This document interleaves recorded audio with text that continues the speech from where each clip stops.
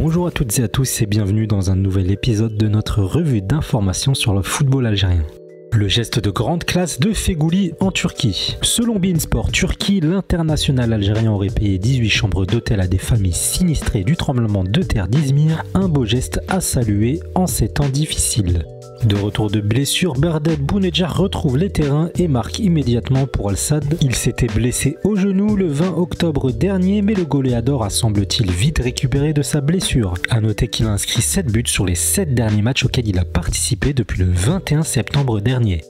Il aura fallu attendre un carton rouge du côté de l'Olympique lyonnais pour enfin voir Jamel Benlamri sur les pelouses de Ligue 1. Le rugueux défenseur est entré à la 52e minute de jeu après la suspension du Brésilien Marcelo. Après avoir fait 3 bancs en Ligue 1, Benlamri a enfin eu sa chance et s'est montré d'une fort belle manière en remportant tous ses duels. Jamel Benlamri a d'ores et déjà conquis les supporters lyonnais, voyant en lui le défenseur qui manquait tant à l'échiquier de Rudy Garcia.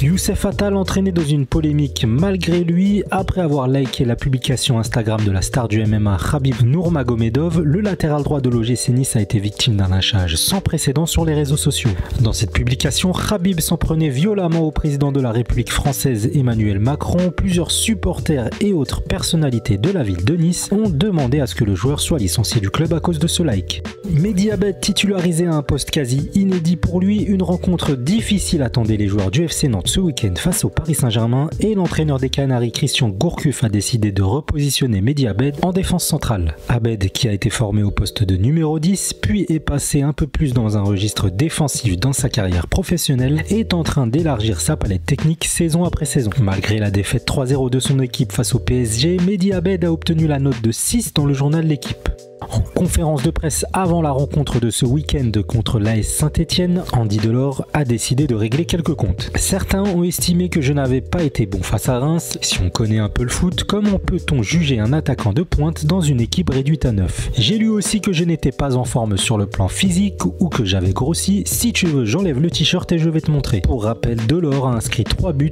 et est l'auteur de 2 passes décisives cette saison avec Montpellier.